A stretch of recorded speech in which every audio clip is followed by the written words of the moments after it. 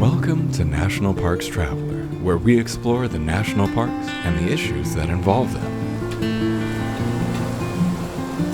Federal wildlife officials this past week announced that 22 animals and one plant should be declared extinct and removed from the endangered species list. Though searched for and sought after for many, many years, many of these species, some experts say, were probably already extinct or extremely close to extinction when the Endangered Species Act was passed back in 1973. And though it's too late to save the 11 birds, 8 freshwater mussels, 2 fish, and 1 bat now classified as extinct, much work is being done to save other species on the very brink, including the Florida panther. This is Kurt Repenchek, your host at National Parks Traveler. Key to the survival of the panther and many other threatened species is the designation of wildlife corridors. This week, the Traveler's Lynn Riddick talks to Tori Linder of the Panther Project. That organization's work has contributed to widespread efforts that have formalized the Florida Wildlife Corridor, a large and growing mosaic of protected forests and timberlands, swamps, pastures, and orchards that provide the green spaces that animals need to thrive.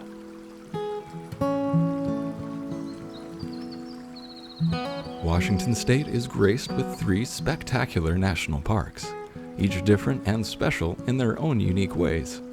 As the official nonprofit partner and the only philanthropic organization dedicated exclusively to supporting these parks through charitable contributions, Washington's National Park Fund has a mission to raise private support to deepen everyone's love for, understanding of, and experiences in Mount Rainier, North Cascades, and Olympic National Parks.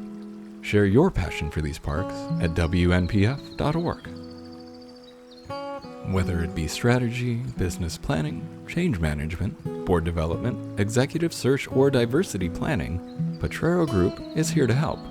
They mix a depth of experience in the parks and land space with a breadth of best practices from other industries. For more information or to schedule a preliminary conversation, go to potrerogroup.com. That's POTRERO group.com. Acadia National Park is one of the 10 most popular national parks in the United States. It is also one of the smallest and most vulnerable. That's why Friends of Acadia exists. Friends of Acadia is an independent organization of passionate people inspiring those who love this magnificent park to make a real and lasting difference for Acadia. You can make a difference too at friendsofacadia.org. The North Cascades Institute has a large portfolio. It is an environmental learning center, training center, conference center, and leadership center, all set in the splendor of the North Cascades National Park Complex. Learn more at ncascades.org.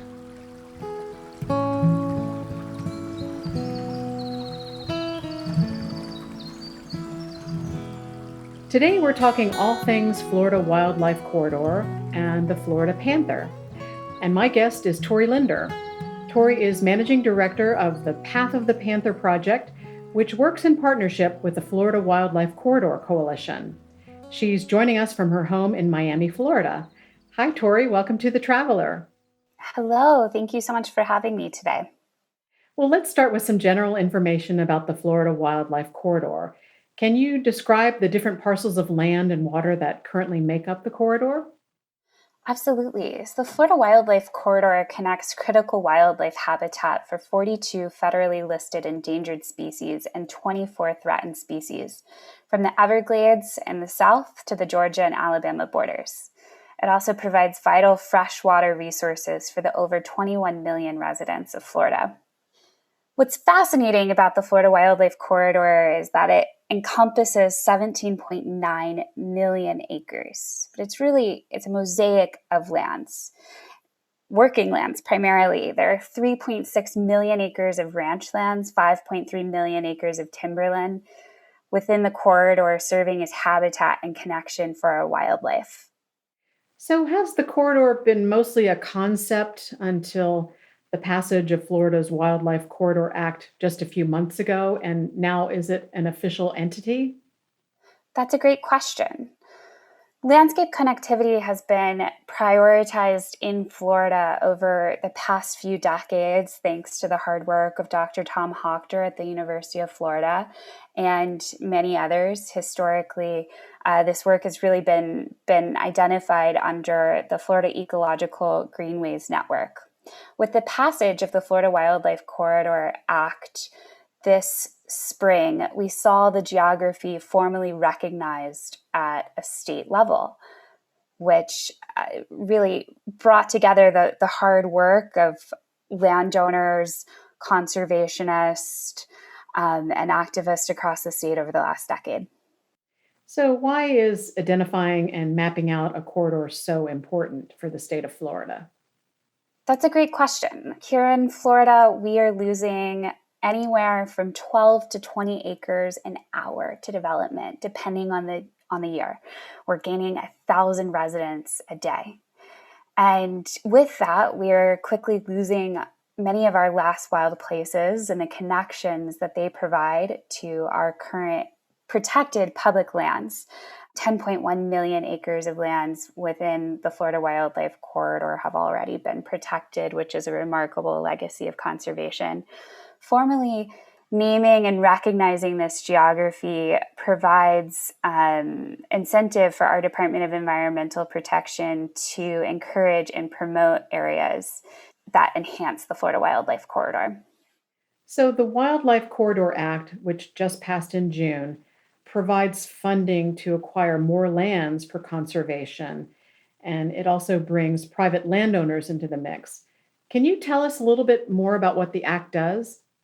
Sure. So the Florida Wildlife Corridor really encourages our state agencies to prioritize the corridor as they are both planning legislation and infrastructure as well as investments into the future.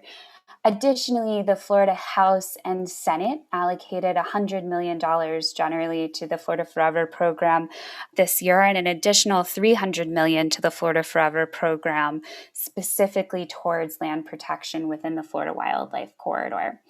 The Florida Forever program is one of the nation's premier land conservation programs that has been remarkably successful over the last 2 decades. These funds will help create partnerships with private landowners to preserve critical habitats, timberlands, farms, and ranches throughout the state. I will also note the Florida Forever program is a willing seller program, providing landowners the choice to conserve their environmentally sensitive land and gift the benefits of the land to all Floridians. Does the act incentivize the private landowners at all into, setting aside their land for conservation? Yes. So through a variety of mechanisms, the Florida Forever program really allows working lands to remain working while providing green infrastructure that's vital for our wildlife, but also we as Floridians. One mechanism, the conservation easement, essentially allows the state to acquire the development rights of a property while allowing it to maintain its status as a timberland or in some cases, a working cattle ranch. The new law specifies how lands and waters must qualify to be part of the corridor. Can you run through how that works? Absolutely. The Florida Wildlife Corridor is comprised of the Florida Ecological Greenways Network, layers 1 through 3. These priorities are defined by Dr. Tom Hochter and his team at the University of Florida, and have a wide variety of criteria from suitable habitat range for endangered species like the Florida panther to floodplain or geography within a watershed. Describe the process of bringing private landowners into the corridor, and are they generally supportive? I think one of the most encouraging pieces about the Florida Wildlife Corridor to me is that we see really a lot of unlikely conservation heroes. The citrus grove owners, the foresters, the cattlemen who comprise the working landscape of Florida and in no small part drive our economy are also incredibly enthusiastic about protecting these wild spaces, these last green lands that our state has. In many ways, development is a common threat for a cattle rancher just as much as it is the Florida panther. We've been really encouraged to see that a robust list of willing sellers for both conservation easements and fee simple acquisitions within the Florida Wildlife Corridor. Now it's up to us to ensure that programs such as Rural and Family Land and Florida Forever have the funding they need so that those landowners can seek opportunity to permanently protect their lands. Did you find it encouraging that the bill was passed unanimously? What does that say about the effort and the public's growing awareness of the need for wildlife corridors? I found it remarkably encouraging, and I think it says so much about Floridians. We are connected to our natural environment no matter what corner of this state you call home. And in some facet or another, we've likely all seen the negative impacts tied to water and land development in our state. Floridians, time and time again, vote for nature, and it's so encouraging to see our policymakers following suit and really fundamentally protecting what keeps Florida, Florida. The Florida Wildlife Corridor to me is such an incredible demonstration of the power of teams and communities working together. I like to say that this was an overnight success, a decade in the making, but it truly was. It came as the result of storytellers and explorers and conservationists, researchers and working landowners working together towards a common goal, a common vision. And I find so much hope in that for the future of conservation around the globe.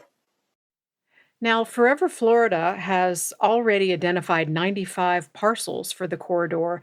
Can you give us some examples of these? Just last week, the Florida governor and cabinet approved funding for the permanent conservation of nearly 20,000 acres in the Florida Wildlife Corridor through the Florida Forever and Rural and Family Land program. A few pieces that were protected that I found remarkably encouraging included Cow Creek Ranch, Devil's Garden, which provided vital habitat for the Florida panther, Corrigan Ranch, which is home to North America's most endangered bird, the grasshopper sparrow, as well as some really sensitive habitats in our coastal headwaters and longleaf. I'm Lynn Riddick, and I'm speaking with Tori Linder of Path of the Panther, and we'll continue our talk right after this short message. Western National Parks Association is a nonprofit education partner of the National Park Service. WNPA supports parks across the West, developing products, services, and programs that enhance the visitor experience, understanding, and appreciation of national parks. Learn more at WNPA.org. The Blue Ridge Parkway Foundation is the primary nonprofit fundraising partner for the Blue Ridge Parkway. It is made up of people who have a deep love for this majestic road and want to ensure that its natural beauty and the experiences it offers endure for generations to come. Show your appreciation at brpfoundation.org. Nova Scotia. 8,000 miles of coastline dotted with colorful fishing villages, quaint coastal towns, and an abundance of scenic natural beauty. Home to 2 national parks, Cape Breton Highlands and Kejimkujik. Spend your nights under a canopy of twinkling stars. Spend your days exploring trails, beaches, historical waterways, and tons of cultural and recreational experiences. Visit novascotia.com today to start planning your natural getaway.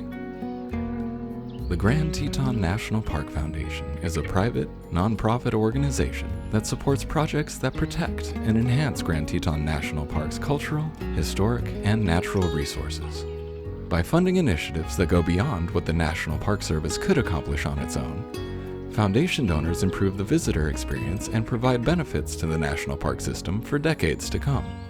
See their successes at gtnpf.org.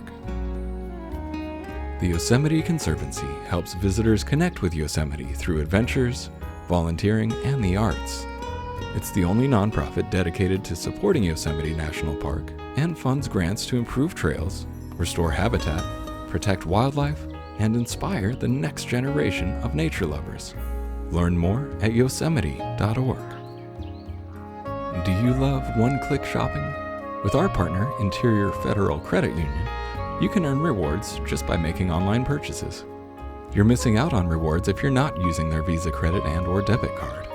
By adding these cards to your online shopping cart with Amazon, Walmart, or other shopping retailers, you can earn a point for every dollar you spend. Binge watching a lot with streaming services like Netflix or Hulu? Use their card for recurring payments to earn points as well. Visit their website, interiorfcu.org, and read their blog for more details about how to apply. This is Lynn Riddick, and I'm back now with Tori Linder of the Path of the Panther Project. Tori, let's talk more about wildlife in Florida. There are a number of threatened and endangered species in the state. You mentioned the panther, the Florida grasshopper sparrow. What other animals are on that list that might benefit from an expanded corridor? The Florida Wildlife Corridor provides habitat for 42 federally listed endangered species and 24 threatened species. Many of those are iconic, familiar names to us, such as the Florida manatee, the Florida black bear, or the swallowtail kite. I find quite a bit of encouragement in the story of the Florida black bear and its recovery across our state. This movement to identify and formally recognize the Florida Wildlife Corridor geography actually came off of the works that some researchers at Archibald Biological Station were doing following the movements of black bear in Central Florida. And what they found, collaring one bear just over a decade ago, was that this individual, this male, he went on a 500-mile walkabout trying to find a safe passage across I-4, which really marks that center barrier in our state for landscape connectivity right at the headwaters of the Florida Everglades. And that articulated, for the first time, reviewing those data points, what we already knew, that we needed to protect this green network of lands across our state. And if I may just add, Florida is full of so many incredible conservation success stories. You look at species like the Florida alligator that were almost lost, that are thriving today. That gives me so much encouragement that if we do protect this network of lands, we can see continued recovery for many other species. Would you say the biggest concern is the survival of the Florida panther at this point? And, would you say that habitat fragmentation is the greatest cause of decline? I would say that habitat fragmentation will decide the future of the Florida panther. Obviously, Florida panther is the last big cat surviving in the eastern United States. It's our state animal of Florida, and it once roamed the entire southeastern United States. Today, it occupies less than 5% of its historic range, and that's due to habitat loss, prey declines, and attempts to eradicate panthers in the early 1900s. The survival of the Florida panther depends on the protection of the Florida Wildlife Corridor.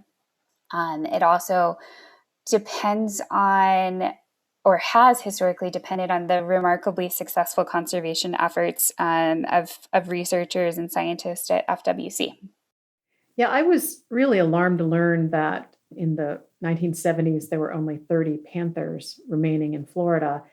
And though the numbers have improved, it's still pretty alarming to realize that there are only 200 panthers left in the entire state of Florida. So your thoughts about that? Yes, well, I have to admit, I find a remarkable amount of hope in the story of the Florida panther. This fact that we are seeing a recovery in a big cat in a time when big cats across the globe are in decline is absolutely incredible. But that does not diminish the threats they're facing today. The leading cause of death of the Florida panther is vehicle collision, followed by territorial dispute and interspecies conflict, which is a result of a lack of habitat and connectivity. And we're also seeing a rise of disease issues within the Florida panther as well. So while they're making this remarkable comeback, and they are doing so in the face of incredible development as an exceptionally resilient species, we do have to be constantly reminded of their fragility. What's an ideal population for panthers in the state? Yes, so as you mentioned, according to FWC, we have just over 200 adult panthers to date. They are primarily limited to a single breeding range in Southwest Florida. In 2016, we really got the greatest piece of hope since the 1970s for the recovery of the species, when evidence was found of a Florida female panther north of the Caloosahatchee River, marking expansion into a northern breeding range. Then in 2017 came proof that she had actually had cubs, which was captured on a Path of the Panther camera trap on Bagpacock Ranch Preserve. That was a very encouraging moment, yet we are just at the very early stages of this development of a second breeding range. And in truth, we need 3 breeding ranges across the state to ensure that they have the genetic diversity necessary to continue their recovery. I will also note, though, I am a dedicated conservationist and activist at times on behalf of the Florida panther. I am not a researcher or scientist, so I defer to my colleagues at the Florida Fish and Wildlife Commission for the most up-to-date information on that end. Tell us a little bit more about your organization, Path of the Panther. What do you do? Sure. So with the support of the National Geographic Society, our team at Path of the Panther has been working to tell the story of the Florida panther and the land it needs to survive, the Florida Wildlife Corridor, for the past 4 years. Because the Florida panther is one of the most elusive big cats on planet Earth, our team couldn't simply go out into the swamps or forest or grasslands of our state with a camera, as you traditionally would to capture a lion or leopard, perhaps. Instead, we had to set up remote camera trap systems and essentially allow the Florida panther to take its own picture with professional camera trap studios in the woods. And that has been a no doubt challenging and tedious experience for my colleague Carlton Ward Jr., who's a National Geographic photographer, as well as Lauren Yoho and Malia Burtis, who've led our field effort. But it has brought forth some pretty remarkable results. In April of 2020, we were able to share with the world many of these images, this firsthand glimpse into the world of the Florida panther and the flooded forest of South Florida in National Geographic magazine. We have a whole host of other communications coming over the next year, including a book and feature documentary. The Florida panther and its recovery is our primary focus. We also work to tell the story of the people of the landscape the Florida panther calls home. So the working landowners, the conservationists, the scientists, the researchers. We created a film last year with National Geographic called Saving the Florida Wildlife Corridor that really hones in on the voices of this landscape. Typically, how many cameras do you have out in the wild at once trying to capture the images of the panthers? That is a great question, as we had quite the debate about it this morning. At present, we have about 36 camera trap systems across the greater Everglades ecosystem. And so it's really actually pretty rare to get an image, even with that many cameras out there. Is that correct? It's remarkably rare. And when you add in other factors such as weather or, perhaps a curious bear who's decided to knock over a camera trap system, or just simply put the wrong lighting, you realize how difficult it is to get a National Geographic worthy image of one of these panthers that can really tell the whole story. I have such respect for our team and their hard work and dedication to this cause for that reason. Now, in a recent podcast, I talked extensively with Beth Pratt, who's with the National Wildlife Federation and the Save LA Cougars campaign. And she's leading the effort to save mountain lions in Southern California and the Santa Monica Mountains National Recreation Area. And the campaign is raising tens of millions of dollars to build what will be the largest animal crossing in the world and will primarily reconnect a fractured habitat of mountain lions there, which are threatened greatly in that part of the country as well. And Beth says that their success, in large part, is due to the pictures and stories they tell. And that's much more effective at shedding light on the issues than facts and figures. So, two questions for you. What stories does your coalition like to tell? And do you know, Beth, have you shared ideas?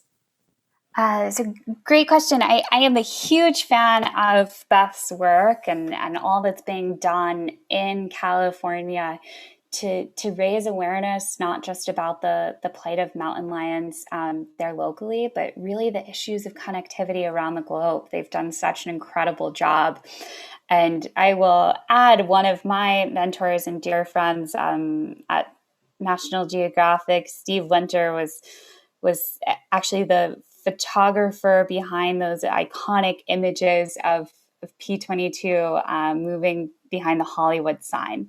And Steve has really been an incredible advisor to the Path of the Panther Project and helped us get where we are today.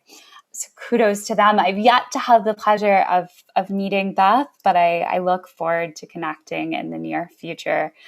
And in regard to the stories that our team and our partners like to tell, I think we really enjoy honing in on three areas.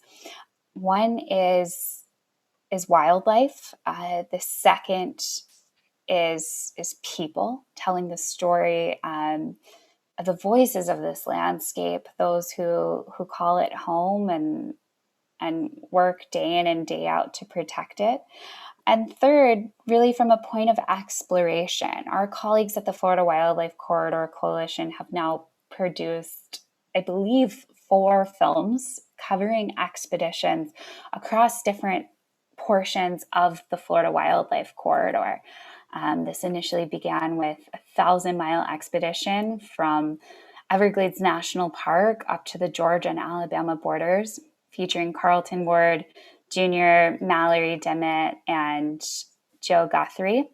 And then most recently, they actually just sent 3 high school students on an expedition in the Denellen area exploring Florida's springs and their connection to the Gulf of Mexico.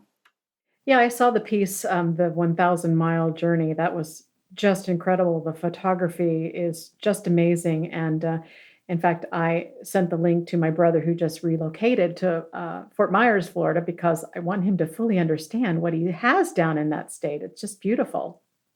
Well, I am so encouraged to hear that. And yes, absolutely. I think that is something we view as a primary responsibility is educating our new arrivals to Florida. Calling Miami home myself, I'm always tickled to hear how many people respond with, "We have panthers in Florida," or "We have black bears in Florida," when I say what I do.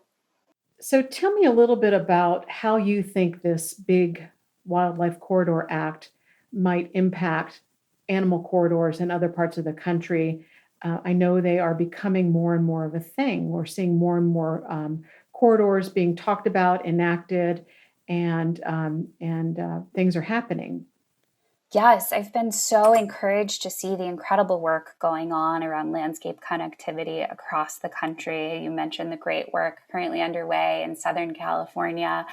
I've heard wonderful stories out of Texas, or the wildlife crossing just built in Salt Lake City. Hopefully some of the listeners have seen those viral videos of elk and other species crossing highways there. Yeah. The bipartisan passage of the Florida Wildlife Corridor Act really presents a model for sustainability nationally, one in which people and nature can thrive together. Senate Bill 976 encourages support, incentives, and funding of the Florida Wildlife Corridor to preserve and protect our green infrastructure and wildlife habitat. New Hampshire, New Mexico, Oregon, Virginia, and I believe recently also Wyoming have passed wildlife corridor legislation and resolutions. Colorado and Pennsylvania, I know, have pieces in the work. I hope that Florida continues to really lead the way and inspire other states to follow suit. Tori, thank you for your time today, and we will watch what happens with the corridor and the Panther, of course, and we wish you and your organization much success. Thank you, Lynn. People can follow us on Instagram at Path of the Panther. They can also follow our colleagues at the Florida Wildlife Corridor Coalition at FL_Wild Corridor. To hear more about wildlife corridors and the plight of panthers, I invite you to download my 2-part podcast with Beth Pratt of the National Wildlife Federation. Scroll down to find episodes 126 and 127 on the Traveler's website. To learn more about wildlife corridors and the plight of black bear and elk in Great Smoky Mountains National Park, check out episode 109. For The Traveler, this is Lynn Riddick. That's our show for this week. Thanks for listening. Your interest in learning more about national parks and protected areas and issues that swirl about them has placed our weekly podcasts among the top 2% of the world's roughly 2.6 million active podcasts, and we thank you for that. With your help, we can move even higher and inform more people about national parks, their wondrous landscapes and history, and the issues they face. In November and December, The Traveler will be participating in the nationwide News-Matched fundraising campaign for nonprofit media organizations, and we hope that we can count on your support. For The Traveler, this is Kurt Repenchek. See you in the parks. The composers and musicians at Orange Tree Productions have created a unique collection known as the National Park Series that has grown to include more than 30 CD titles. Composed against the backdrop of a park's sounds of nature, these musical scores will connect you with these beautiful places and take you there, at least in your mind. This collection is the #1 selling National Park audio series in the world and provides the background music for National Parks Travelers podcasts. Visit them at orangetreeproductions.com. Editing and production work for the National Parks Traveler podcast is done by Splitbeard Productions. You can learn more about us at splitbeardproductions.com. National Parks Traveler is a 501c3 nonprofit media organization that provides daily editorial coverage of national parks and protected areas. Traveler's coverage is made possible by reader and listener donations. Visit us at nationalparkstraveler.org.